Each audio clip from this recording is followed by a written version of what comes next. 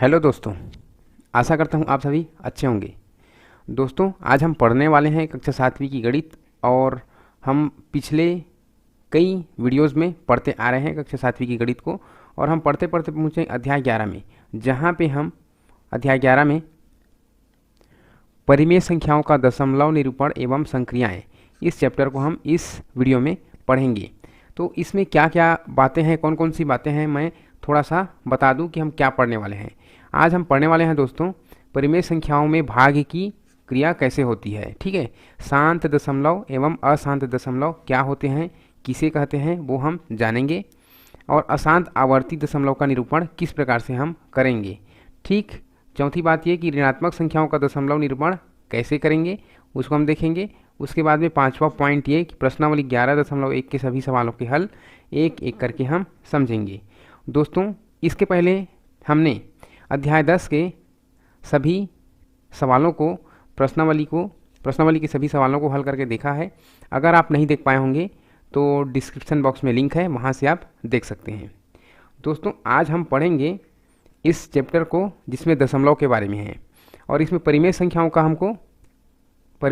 को दशमलव के रूप में लिखना है। मुख्य रूप से यही है चैप्टर। तो आप भाग की संक्रिया को सही तरीके से समझे होंगे, तभी आप इनको समझ पाएंगे। ठीक है, इस चैप्टर को। तो इसके लिए मैं आपको सामान्य भाग से शुरुआत करता हूँ। ठीक है, सामान्य भाग की संक्रिया से हम शुरुआत करेंगे।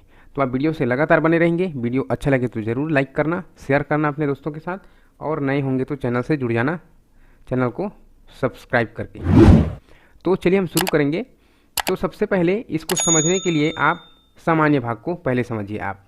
ठीक है, तो सामान्य भाग को समझने के लिए मैं 60/3 को लेता हूँ। ठीक है, जिसमें आप देखेंगे इसमें जो 60 है, ठीक है, कैसे भाग करेंगे आप।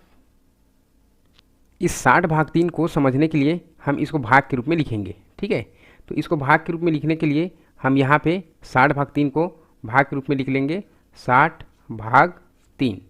ठीक है, इस प्रकार से, मतलब 60 को 3 लोगों में बराबर बराबर बांटना है। ये जो 3 सामने आपको दिख रहे हैं, इन तीनों में आपको बराबर बराबर बांटने हैं। ठीक है, 60 को, तो 60 को पहले आप समझिए, 60 में इकाई में 0 है, मतलब इकाई का मतलब है कि इसमें 1 रुपये का सिक्का एक भी नहीं है। ठीक है, इकाई में 0 है, मतलब इकाई मतलब 1 होता है, तो एक यहाँ पे 1 का सिक्का 0 है, नहीं है 1 का सिक्का। ठीक है, और दहाई में है 6। कितना है दहाई में? 6 है, मतलब दहाई मतलब 10 होता है, एक दहाई का 10, तो 6 दहाई मतलब 6 10 का नोट यहाँ पर है, ये हमको दिख रहे हैं। अब ये 6 10 के नोट को हमको तीनों में बांटना है, तो कैसे बांटेंगे, है ना, ये है हमारा सवाल। तो बांटना ऐसे होता है, देखिए, एक इसको देंगे पहला, फिर दूसरा नोट दूसरे को देंगे, तीसरा नोट तीसरे को देंगे। ये हो गई, एक बार बांट गया। तो जब एक बार बांट गया, तीनों को एक बार मिल गया, तो तीनों को एक बार मिला है तो हम 3 का एक बार लिखेंगे।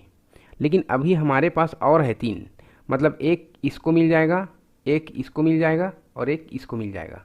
ठीक है, तीनों को मिल गए 2 नोट, और हमने 2 बार बांटा, तो 2 बार बांटे हैं, इसलिए यहाँ पे जो हमने 1 लिखा था इसको मिटाएंगे, क्योंकि हमने 2 बार बांटे हैं। तो 3 दूनी 6, हमने 2 बार बांटा, और दहाई का 6 नोट था, 10 का 6 नोट, वो सारे ख़त्म हो गए। अब यहाँ पे कुछ भी नोट नहीं बचा हुआ है ना, यहाँ पे कोई नोट नहीं बचा हुआ है। तो ये हो गई हमने पूरे भाग की संक्रिया में। अब यहाँ पे 0 बचा हुआ है। ठीक है, यहाँ पे इकाई के रूप में 0 बचा हुआ है, तो 3 लोगों में बांटेंगे 0 को, तो ये 0 ही हमको प्राप्त होगा भागफल के रूप में, और ये कट जाती है। मतलब यहाँ पे हम 60 को 3 लोगों में बांटेंगे तो 20-20 रुपये या 2 दहाई के रूप में हमको मिलेगा। तो यहाँ पे आप देख सकते हैं सभी को, तीनों को 2 नोट मिले हुए हैं। तो ये हो गई सामान्य भाग की संक्रिया। ठीक है, अब इसी को मान लीजिए हम 70/3 करते हैं। 70/3 करते हैं, मतलब 1 नोट हमने बढ़ा दिया। तो आप पहले से जान गए हैं कि यहाँ पे ये जो नोट है, इनको 2 नोट पहले से मिलेंगे, ये तो कन्फर्म है, तय है ना, हम ये पहले से जान गए हैं, इन तीनों को 2 नोट मिलेगा 60 रुपये, है ना, क्योंकि अभी भाग करके देखे हैं। अब बच गई इस 1 नोट की बात। अभी इस नोट को हम कैसे बांटेंगे तीनों में, ये एक सवाल है। तो तीनों में बांटने के लिए हम क्या करेंगे, इसका चिल्हर करना पड़ेगा। देखिए दोस्तों, यहीं पे आपको समझने की बात है, अगर आपको यहाँ पे 70/3 में से हमने पहले 20 को हमने बांट लिया है, 3 दूनी 6, यहाँ से एक बच गया है, एक दहाई यहाँ पे बच गई है, एक 10 का नोट बच गया है, और 0 हमारे पास और था इकाई, और ये 10 बन गई है। तो कुल मिलाकर 10 या एक दहाई बचा हुआ है, एक दहाई बचा हुआ है। इसको बांटने में हमको दिक्कत हो रही है, नहीं बन रहा है। तो हम कैसे करेंगे, इस 10 का चिल्हर ले आएंगे। तो 10 का चिल्हर ले आएंगे तो हमको 10 रुपये के बदले में 1-1 रुपये के 10 सिक्के हमको इस तरीके से मिल जाएंगे। ठीक है, और 10 सिक्के मिल जाएंगे तो हमको बांटना आसान हो जाएगा फिर, है ना। तो कैसे बांटेंगे, एक सिक्का इसको दिए, फिर एक सिक्का इसको दिए, एक सिक्का इसको दिए, इसको बोलते हैं, तीनों को एक एक बार दिए तो 3 एकम 3 बोलेंगे। फिर दूसरा बार देंगे तो 6 सिक्के ख़त्म हो जाएंगे, तो हम बोलेंगे 3 दूनी 6। ठीक, सॉरी इसमें आ गया डबल। अब तीसरी बार देंगे तो हम पढ़ेंगे 3 तिया 9 करके, 3, ये भी 3, ये भी 3, तीनों के 3-3 मिल गए हैं और 1 रुपये बच गए हैं। ठीक है, तो यहाँ पे हमने 70 को भाग दिया है तो 3-3 रुपये और मिला। ठीक है, पहले 2-2 दहाई मिला था, अब 3-3 इकाई मिल गए, मतलब उनको 23-23 रुपये मिल गए। ठीक, अभी हमने बांटा तो इसमें 3-3 सिक्के और मिले हैं, और यहाँ पे इनको 20-20 रुपये मिल गए हैं, मतलब 23-23 मिल गए एक एक बच्चे को। ठीक, उसके बाद भी 1 रुपये शेष बच रहा है। तो ये हल कैसे होगा, 3 का पहाड़ा हमने 3 बार पढ़ा है, तो 9 आएगा, 9 रुपये ख़त्म हो गए, 10 में से 9 रुपये ख़त्म हुए, 1 रुपये हमारे पास बच गए। तो इस प्रकार से भाग किया जाता है। अब इस 1 रुपये का क्या करेंगे, इसको भी बांटना है। मान लीजिए हमको इसको भी बांटना है, तो अभी की प्रक्रिया को आप समझिए। यहाँ पे हमने 10 रुपये को, 10 के एक नोट को हमने चिल्हर किया, तो इकाई का 10 सिक्का मिला है हमको। ठीक है, एक दहाई अगर चिल्हर हो रहा है तो 10 इकाई बन रही है। अगर एक सैकड़ा 100 का नोट का चिल्हर करेंगे तो 10 दहाई बनता है, 10-10 का नोट, है ना। वैसे ही 10 का जो नोट है वो इकाई के रूप में 10 सिक्का 1-1 रुपये का बन गया, 10 इकाई बन गया। तो ऐसे ही जब हम एक इकाई को तोड़ेंगे, एक इकाई का चिल्हर करेंगे, तो यह भी 10 टुकड़े में टूटेगा। ठीक है, और ये 10 टुकड़े में टूटेगा तो ये क्या बनेगा फिर, 10-10 पैसे का सिक्का बनेगा। ठीक है, ये है 10-10 पैसे का सिक्का। ठीक, तो यहाँ पे हम समझेंगे, जो इनके बारे में नहीं जानते हैं 10 पैसे के बारे में, वो अपने मम्मी पापा से पूछ सकते हैं, उनको मालूम होगा। हम लोग इसको इस्तेमाल किए हैं अपने दैनिक जीवन में, इनका इस्तेमाल हमने खूब किया है ना। फिर बंद हो गए, उसके बाद सिक्के बंद कर दिए गए, 10 पैसे, 5 पैसे, 20 पैसे सभी बंद किए गए, 50 पैसे भी बंद हो गए बाद में, है ना। 25 पैसे, 50 पैसे सभी बंद हो गए हैं। अभी 1 रुपया जारी है, ये चल रहा है अभी, है ना। तो आप अपने पूर्वजों से, जो बुजुर्ग हैं, उनसे ये पूछ सकते हैं, उनको जानकारी होगी। ये 10 पैसे का 10 सिक्के होंगे तभी 1 रुपये के बराबर में ये होता है। 10 दाम 100, 100 पैसे होंगे और 100 पैसे बराबर 1 रुपये। ठीक है, ये 1 रुपये के बराबर में होंगे। तो हमने 1 रुपये के सिक्के को भी हमने 10 के पैसे में बदल डाले हैं, मतलब एक इकाई है वो 10 टुकड़े में फिर से टूट गया है। तो हम क्या लिखेंगे, हमको 70 के भाग में 3 से भाग किए थे, यहाँ पे 23 हमको मिल गया था, और यहाँ पे देखिए 10-10 के 10 सिक्के हमको मिल गए हैं 10-10 पैसे के। और अगर हम इसको फिर बांटेंगे तो ये 3-3 सिक्के और मिल जाएंगे इनको, है ना। और फिर एक 10 पैसे का बचेगा, तो ये 3-3 सिक्के मिलेंगे। तो क्या इसको हम फिर से यहाँ पे 3 लिखेंगे, 3 सिक्के मिलेंगे तो अगर हम यहाँ पे 3 लिख देते हैं, देखिए यहाँ पे कितना फिर हो गया, भागफल हमको 233 हो गया। तो ये फिर हमारा सवाल गड़बड़ हुआ, है ना, क्योंकि 70 रुपये है और 3 लोगों को बांटेंगे 233 रुपये कैसे मिल जाएगा, एक को गड़बड़ हो गई ना।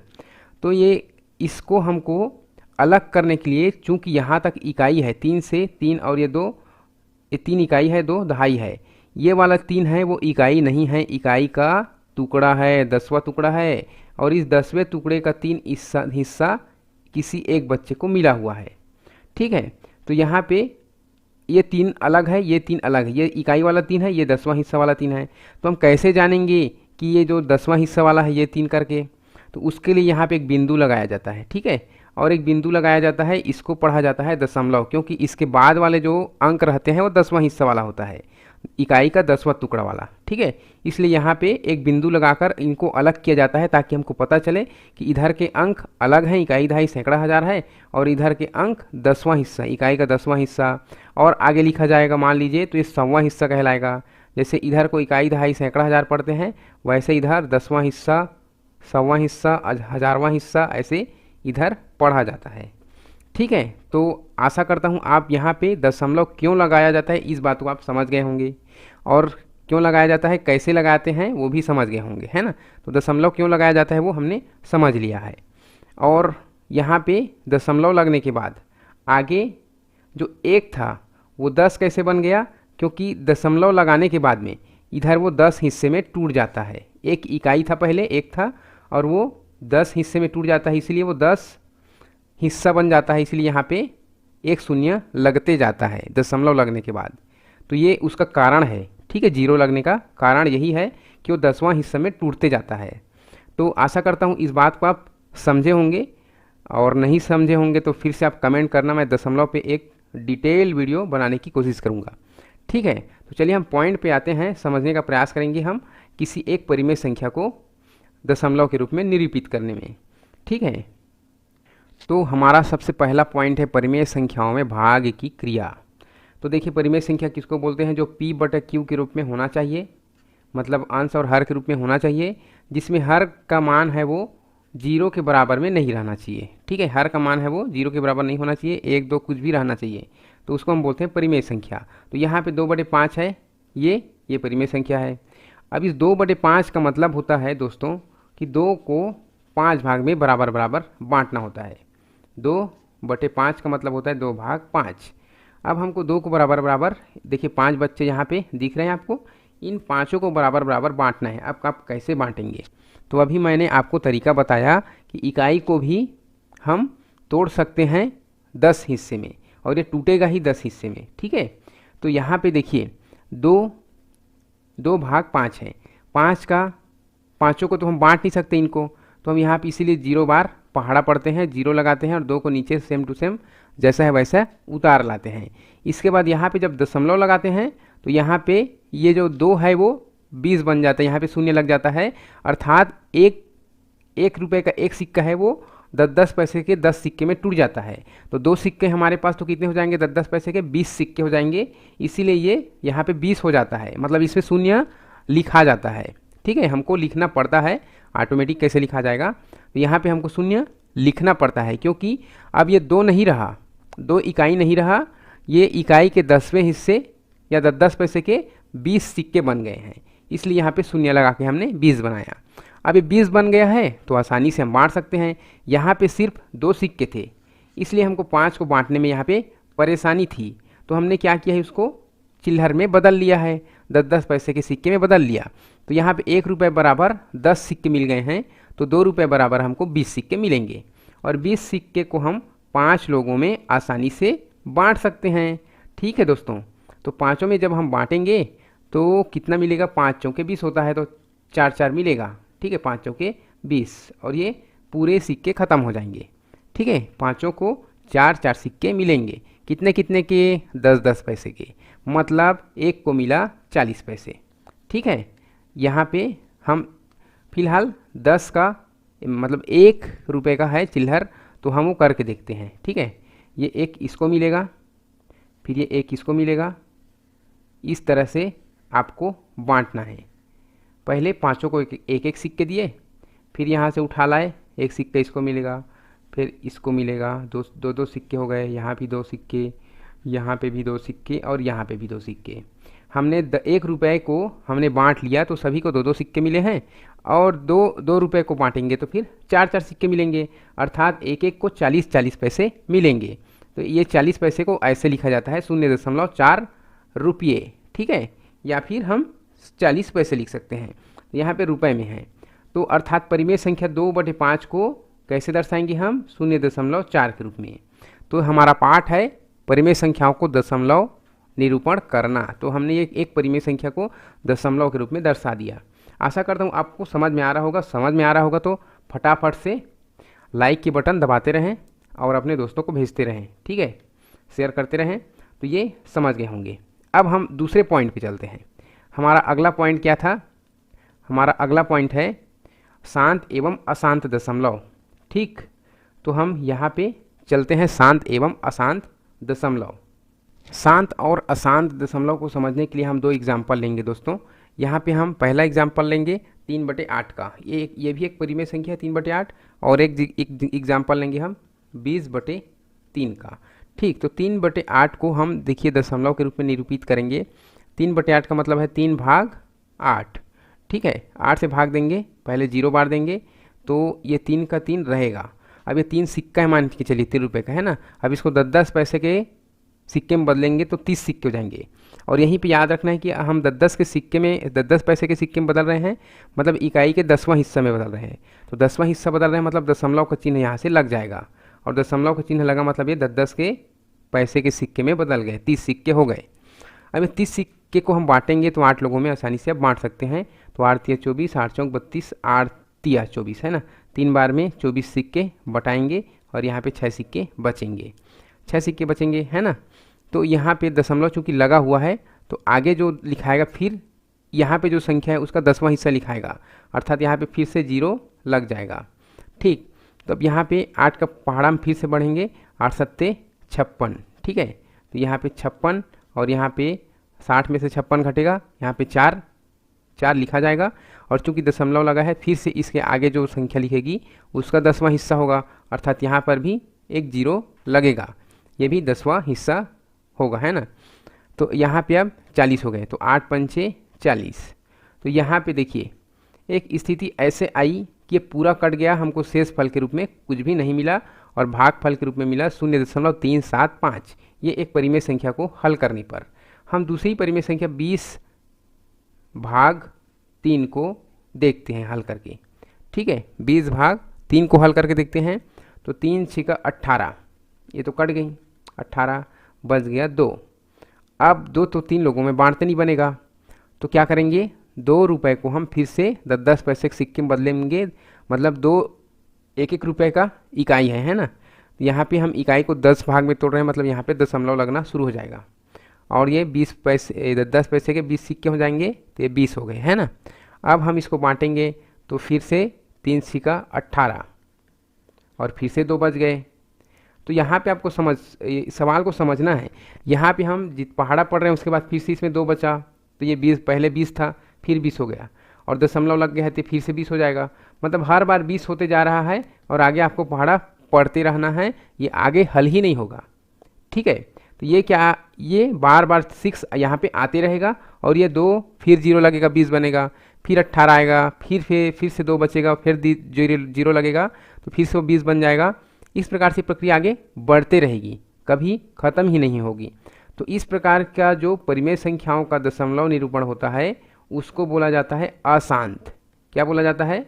अशांत। इस श्रोता का सवाल है, ठीक है, अशांत दशमलव निरूपण, ठीक है ये। और जहाँ पे एक समय के बाद में पूरा ये शेषफल नहीं बचता है, पूरा भाग खो जाता है, इसको कहा जाता है शांत दशमलव।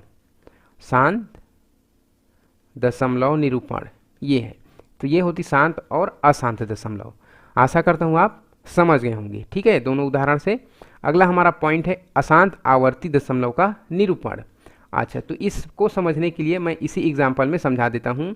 अशांत आवर्ती का कहने का मतलब है कि कोई एग्जाम्पल में ऐसा होता है कि जैसे यहाँ पे 6 बार बार आ रहा है, फिर हम 3 × 6 = 18 पढ़ेंगे और इसमें फिर से 2 बचेगा और फिर से दशमलव लगा है 0 लग जाएगा, फिर 3 × 6 = 18 पढ़ेंगे, मतलब ये 6 क्या हो रहा है, बार बार आ रहा है।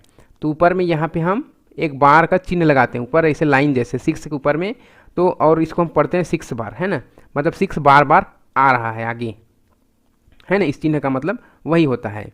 तो इस प्रकार से आवर्ती के रूप में बार बार वो रिपीट होते रहते हैं, उसको बोलते हैं अशांत आवर्ती दशमलव। और मैं एग्जाम्पल्स आपको समझा देता हूँ जिसमें केवल एक संख्या ना होकर के कई संख्याएं आवर्तित या रिपीट होते रहते हैं, ठीक है। तो उसको हमको समझना है। इसके लिए मैं एक एग्जाम्पल लेता हूँ 1/6 को, ठीक है। यहाँ पे मैं लेता हूँ 1/6 के बजाय हम दूसरा लेकर के देखते। एक एग्जाम्पल तो यही हो गया है ना, एक एग्जाम्पल हमारा यही है, ये 20/3 जहाँ पे 6 बार बार आ रहा है, तो इसको भी हम आवर्ती दशमलव निरूपण कहेंगे। और यहाँ पे एक एग्जाम्पल 1/6 के बजाय हम दूसरा लेते हैं, एग्जाम्पल के रूप में हम 2/11 को लेंगे, ठीक है। 2/11 भी एक परिमेय संख्या है और इसको जब हम लेंगे तो इसको भाग करके देखते हैं, 2/11 कहलाएगा। ठीक है, 2/11 2/11 कहलाएगा। 11 का हम पहाड़ा पढ़ेंगे 0 बार और हम ले आएंगे 2 को। ठीक है, नीचे में 2 आएगा। अब यहाँ पे जब दशमलव लगाएंगे मतलब 10वां हिस्सा में इकाई टूट जाएगा और ये 20 10वां हिस्सा बनेगा। इकाई का 20 10वां हिस्सा है ना। अब यहाँ पे 20 हो गए तो 11 का पहाड़ा पढ़ना आसान है। 11 एकम 11। अब इसमें बच जाएगा 9। ठीक है, 9 बच गए। अब यहाँ पे चूंकि दशमलव लग चुका है तो यहाँ पे एक 0 लगेगा और लग गए तो ये 90 हो गए। 11 निया 99 होगा, 11 अट्ठे 88, ये 88 हो गए। तो 90 में से 88 घट गए मतलब 2 बचेगा। ठीक, और 2 बचेगा तो यहाँ पे फिर से दशमलव लगा है तो ये 0 हो जाएगा। तो ये कितने हो गए? 20 हो गए। फिर हम 11 का पहाड़ा पढ़ेंगे तो 11 एकम 11 होगा और ये फिर बचेगा इसमें 9। तो इस प्रक्रिया को आप देखिए रिपीट होते जा रहा है यहाँ पे, है ना। ये 20 था, फिर 11 गया, फिर 9 बचा, फिर ये 90 हो गया, फिर 88 आया, फिर ये 20 है वैसे यहाँ फिर 20 आ गया, फिर 11 आया, फिर 11 आया, फिर 9 है तो फिर ये 90 हो जाएगा, फिर 88 आ जाएगा, 11 अट्ठे 88 है ना। ऐसे मतलब इसमें क्या हो रहा है, भागफल में ये 1 और 8 बार बार रिपीट हो रहे हैं। तो ये 1 और 8 दो संख्या रिपीट हो रहा है तो दोनों संख्या के ऊपर में ऐसे बार चिन्ह लगा दिया जाता है और इसको पढ़ा जाता है कि 0.18 है वो बार बार रिपीट हो रहे हैं। ठीक है, इसका मतलब वही होता है। ठीक है, और आगे हल करते जाएंगे तो वो रिपीट होता रहेगा। और इस प्रकार के जो दशमलव निरूपण है उसको अशांत आवर्ती दशमलव निरूपण कहा जाता है। ठीक है, हमने यहाँ पर शांत और अशांत दशमलव को पढ़ा है। तो यहाँ पे एक इम्पोर्टेंट बात यह है कि अगर किसी परिमेय संख्या को क्या आप देखकर बता पाएंगे कि वह परिमेय संख्या अशांत दशमलव है या शांत दशमलव का है। ठीक है, तो उसके लिए भी एक ट्रिक है, उसको मैं बता देता हूँ कि हम किसी परिमेय संख्या को देखकर कैसे बता पाएंगे कि अशांत दशमलव है इसका निरूपण या शांत दशमलव। ठीक है, तो उसके लिए समझते हैं, यहाँ पे कुछ एग्जाम्पल मैं लिख लेता हूँ। ठीक है, तो देखिए दोस्तों, यहाँ पे मैंने लिख लिया 4 परिमेय संख्या और इन 4 परिमेय संख्या में क्या आप देखकर बता सकते हैं कि कौन किसका जो दशमलव निरूपण है वो शांत होगा और किसका दशमलव निरूपण अशांत होगा। उसको देखकर आपको जानना है, समझना है। तो कैसे आप देखकर बता पाएंगे इसको देखिए। अगर किसी परिमेय संख्या का हर का गुणनखंड अगर 2 5 के अलावा कोई और संख्या हो अर्थात वह अशांत होगा। ठीक है, इसके अलावा कोई और रहेगा तब, और केवल 2 और 5 है उसके हर में, या तो 2 2 रहेगा केवल, या फिर 2 5, या फिर केवल 5 5 5। ठीक है, तो वो क्या रहेगा? शांत रहेगा। ठीक है, शांत दशमलव निरूपण उसका रहेगा। जैसे 125 का गुणनखंड क्या होता है? 5 गुणा 5 गुणा 5 होता है, अर्थात इसमें केवल 5 ही 5 है, तो ये क्या रहेगा? इसका शांत दशमलव रहेगा। ठीक है, शांत दशमलव निरूपण 4/125 का, क्योंकि इसका गुणनखंड है वो 5 गुणा 5 गुणा 5 है, केवल 5 5 5 आ रहे हैं। 5 पंचे 25, 25 पंचे 125 है ना।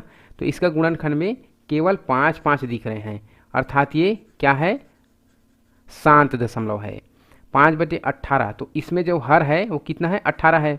तो 18 को अगर हम भाग करेंगे, गुणनखंड निकालेंगे तो कितना आएगा? 2 गुणा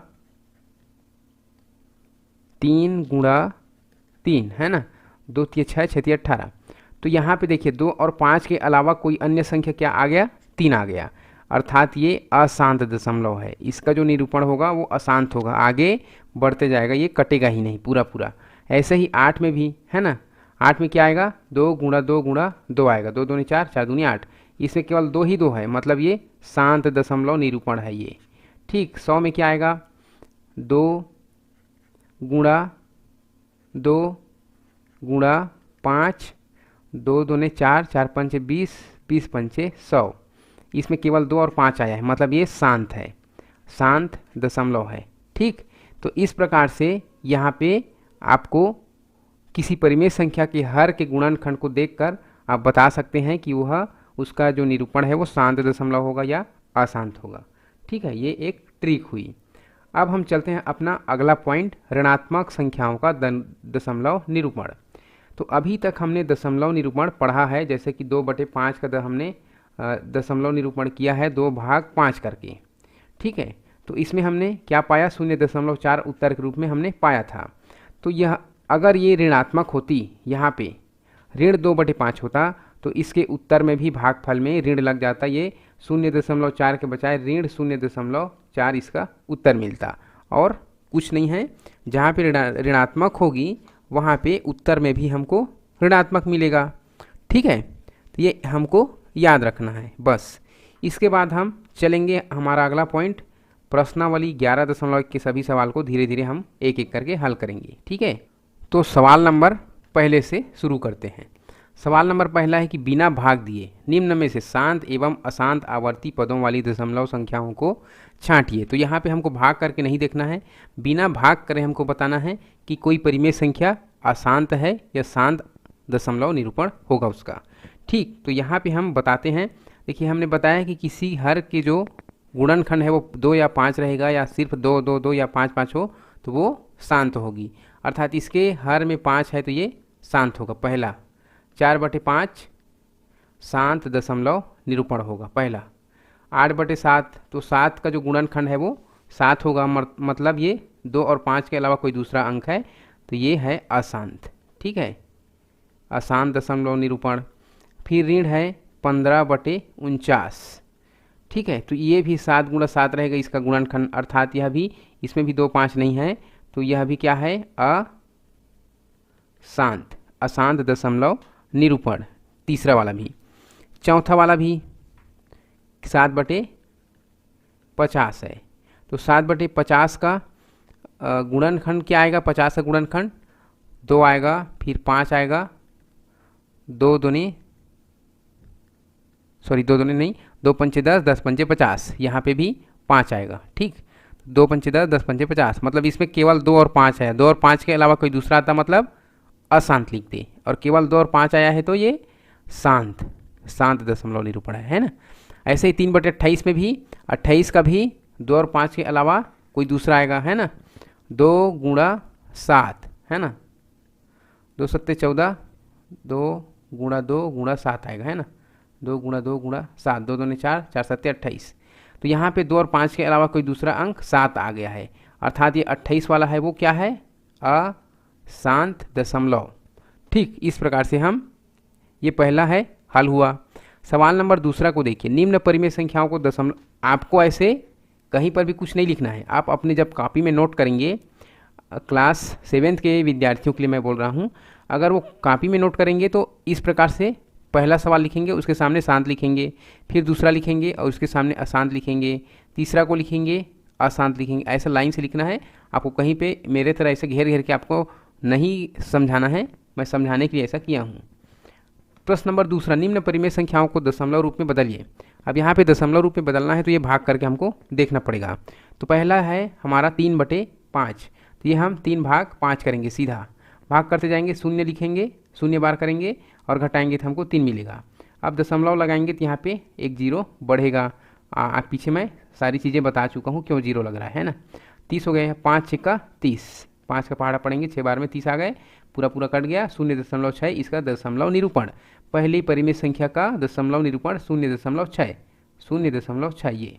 ठीक है, ऐसे ही दूसरे का 4/25 का, तो हम इसको करेंगे 4/25, 25 का 0 बार पहाड़ा पढ़ेंगे और ये 4 नीचे में उतर जाएगा, दशमलव लगाएंगे तो यहाँ पे 0 लग जाएगी, 40। अब हो गया 25 से कम 25, तो 40 में से 25 घटाएंगे तो 15 बचेगा। चूँकि यहाँ दशमलव लग चुका है तो यहाँ पे एक 0 बढ़ेगा, तो ये 150 हो गए। 25 छक्का 150, 25 का 6 बार पहाड़ा पढ़ेंगे तो 150 आएगा। ठीक है, तो 0.16 दूसरे सवाल का दशमलव निरूपण इसका। अब 7/10 के लिए 7 भाग 10 करेंगे और 10 का पहाड़ा पढ़ेंगे 0 बार, ये 7 वैसे ही उतर जाएगा नीचे, फिर दशमलव लगाएंगे तो 70, फिर 10 7 70, 7 बार में 70 हो गए, पूरा कट गए। 0.7 इसका दशमलव निरूपण हुआ तीसरे का। ऐसे ही ऋण 13/125 के लिए 13 भाग 125 करेंगे। ठीक है, 13 भाग 125 करेंगे और 125 का जब हम हल करेंगे, पहाड़ा पढ़ेंगे तो ये होगा, पहले 0 बार पढ़ेंगे और 0 बार पढ़ेंगे तो 13 हमारे पास वैसे कि वैसे उतर जाएगा। फिर दशमलव लगाएंगे तो 130 हुआ। 125 का हम एक बार पहाड़ा पढ़ेंगे तो ये 125 आएगा और यहाँ पे 5 बचेगा। ठीक है, 5 बचेगा, चूंकि यहाँ पे दशमलव लग गया है तो यहाँ पे हम 0 बढ़ा देंगे। ये 50 हो गए। 50 125 से छोटा है तो भाग तो जाएगा नहीं, तो यहाँ पे हम 0 लेंगे। 125 का शून्य बार लेंगे तो यहाँ पे शून्य आएगा और ये 50 नीचे में वैसे वैसे उतर जाएगा। और चूंकि यहाँ पे दशमलव लगा है तो यहाँ पे एक 0 बढ़ेगा। 125 का हम 4 बार पहाड़ा पढ़ेंगे तो ये 500 आ जाएगा। ठीक है, 125 चौके 500। और इस प्रकार से इसका जो दशमलव निरूपण है 0.104, 0.104 इसका आंसर। ठीक, अब ये 9.40 का, 9.40 का यहाँ पे हल करके देखते हैं। 9.40 को हम यहीं पे हल 9 भाग 40 करके भाग करके देख लेते हैं। 40 से कटेगा नहीं, 40 शून्य हम शून्य पढ़ेंगे, 9 का 9 हम यहाँ पे घटाएंगे तो आ जाएगा। फिर यहाँ पे दशमलव लगाएंगे तो 90 हो जाएगा। 40 दूनी 80, यहाँ पे 10 बचेगा, क्योंकि दशमलव लगा है तो ये 100 हो गए। फिर 40 दूनी 80, ठीक है, यहाँ पे 20 बचेगा और चूंकि दशमलव लगा है तो यहाँ 0 बढ़ेगा। 40 पंचे 200, ठीक, और ये यहाँ पे कट जाएंगे। 0.225 इसका दशमलव निरूपण होगा। ठीक, किसका है? 9/40 का। तो इस प्रकार से प्रश्न नंबर दूसरा पूरा समाप्त होता है। हम चलते हैं अगले प्रश्न की ओर, प्रश्न नंबर 3, जिसमें लिखा है निम्न परिमेय संख्याओं को दशमलव रूप में लिखिए। ये प्रश्न दूसरा में भी लिखा था, निम्न परिमेय संख्याओं को दशमलव रूप में लिखिए। तो प्रश्न तीसरा में ऐसा क्यों दिया गया, इसको समझना है हमको। प्रश्न दूसरे का जो दशमलव निरूपण है ये 7 दशमलव निरूपण है। एक स्थिति के बाद पूरा पूरा भाग हो गया और किसी में ये आगे नहीं बढ़ा। प्रश्न तीसरा में जितने भी हैं परिमेय संख्या जिनको दशमलव रूप में हमको निरूपित करना है वो सभी के सभी अशांत वाले हैं, जहाँ पे आवर्ती दशमलव का हमको निरूपण करना पड़ेगा, रिपीट वाला आएंगे। ठीक है, तो सबसे पहला को लेते हैं 2/3 को और यहीं पे 2 भाग 3 करके देखते हैं। 3 का पहाड़ा हम पढ़ेंगे, ये 2 है, 3 लोगों को बांटते नहीं बनेगा, मतलब ये 0 बार, और ये 2 आ गए, दशमलव लगाएंगे तो 20 बन गए। फिर 3 का पहाड़ा पढ़ेंगे, 3 6 का 18 और ये 2 बचेगा और यहाँ पे चूँकि दशमलव लग गया है तो इसमें 0 लग जाएगी। फिर 20 हो गए, जैसे 20 था फिर 20 हो गए, फिर 3 6 18, फिर 2 बचेगा, फिर 20 होगा, अर्थात ये 6 जो है रिपीट होते रहेगा। तो इसका आंसर क्या है? 0.6 आएगा और ऊपर में बार चिन्ह का चिन्ह लगेगा। ठीक, ये पहला हो गया। इस प्रकार से बार चिन्ह लगा के छोड़ देना है, आगे हल नहीं करना है। दूसरा में देखिए, ऋण 5/6, मतलब 5 को लिखेंगे, उत्तर में ऋण लगा लेंगे, ठीक है, और 6 से भाग देंगे। तो ये 5 छोटा है, 0 बार पढ़ेंगे, 5 आ गए, दशमलव लगाए तो यहाँ पे 50 हो गए। 6 6 का 36, 6 7 42, 6 8 48, यहाँ पे लिख दें 48 और यहाँ पे बच गए 2। ठीक, अब ये दशमलव लग गए तो 0 हो जाएंगे, मतलब 20 हो गए। 6 3 18, यहाँ पे फिर 2 बच गए और फिर 2 बच गए तो फिर से 0 लग जाएगा क्योंकि दशमलव लगा है, तो फिर 20 हो गए। फिर 6 3 18, तो ये 3 3 आते रहेगा। ठीक है, तो यहाँ पे 8 के बाद 3 है तो 3 के ऊपर में हम यहाँ पे ऐसे बार चिन्ह लगा देंगे। 3 के ऊपर लगाना है, 8 के ऊपर नहीं ना, केवल 3 के ऊपर लगाना है और इसके आगे कोई भी 3 ना लिखें। अब ये इसका उत्तर हो गया 0.83 के ऊपर बार चिन्ह। ठीक है, तो बार चिन्ह इसका मतलब ये है कि 3 बार बार आते रहेगा आगे। ठीक, ये हो गया दूसरा। वैसे ही तीसरा सवाल 8/15, तो इसको हम लिखेंगे 8 भाग 15। 15 से भाग देंगे 8 को, तो पहले तो 0 बार पढ़ेंगे और ये 8 हमको मिल गया, फिर दशमलव लगाएंगे तो ये 80 हो गए। अब 15 का भाग पढ़ेंगे, 15 पंचे 75। ठीक, तो 80 में से 75 घटाएंगे तो 5 बचा, चूँकि दशमलव लगा हुआ है तो ये 50 बन गए।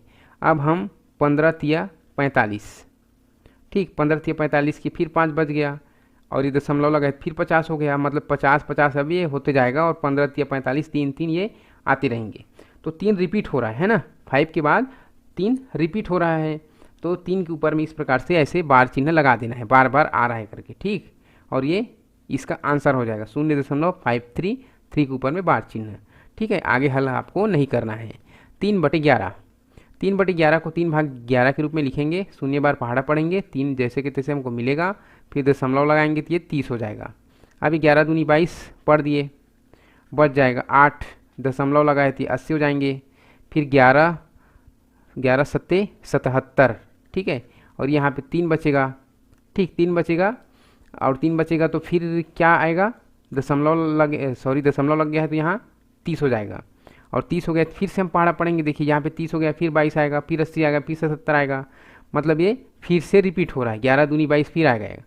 मतलब 2 और 7 रिपीट होते रहेंगे, ठीक है। तो 2 और 7, फिर 2 और 7 आएगा। तो मतलब 2 और 7 दोनों रिपीट हो रहा है, दोनों संख्या के ऊपर में से बार चिन्ह लगा देना है, 0.27 के ऊपर में बार चिन्ह, और आगे इसके हल नहीं करना है और इसको मिटा देना। ठीक, आगे इस प्रकार से इसका उत्तर हो गए 0.27 और ऊपर में बार चिन्ह लगाना है। ठीक, ये हो गए। अब एक सवाल बचा 19/45। तो यहाँ पे हम 19 भाग 45 करके देखेंगे। ठीक है, 45 का हम पहाड़ा पढ़ेंगे 0 बार और ये 0 लिखेंगे, 19 हमको मिल गए। दशमलव लगाएंगे तो यहाँ पे 190 हो गए। ठीक, तो 45 का 4 बार हम पहाड़ा पढ़ते हैं तो ये हमको मिलता है 180, और घटाएंगे तो 10 यहाँ पे बचेगा। चूँकि दशमलव लगा है तो ये 100 बन गए। 45 का 2 बार पढ़ेंगे तो 45 दूनी 90, फिर 10 बचा और फिर 100 हो जाएगा, फिर 90 पढ़ेंगे। मतलब ये फिर से रिपीट हो रहा है, हर बार 2 का रिपीट होगा, इसलिए 2 के ऊपर में बार चिन्ह लगा दो, 0.42, 2 के ऊपर में बार चिन्ह। ये इसका आंसर है। और इस प्रकार से दोस्तों प्रश्नावली 11.1 के सभी सवाल हल हुए। हम अगली वीडियो में मिलेंगे 11.2 के साथ में, और इसके बाद में मुझे एक अर्धवार्षिक परीक्षा के प्रश्न पत्र मुझे मिला है, तो मैं उसको आपको हल करके बताऊंगा कि कैसे आपको हल करना है। ठीक है, अगली वीडियो में। तो आज के लिए बस इतना ही। आप वीडियो से बने रहे, इसके लिए आपको थैंक यू सो मच।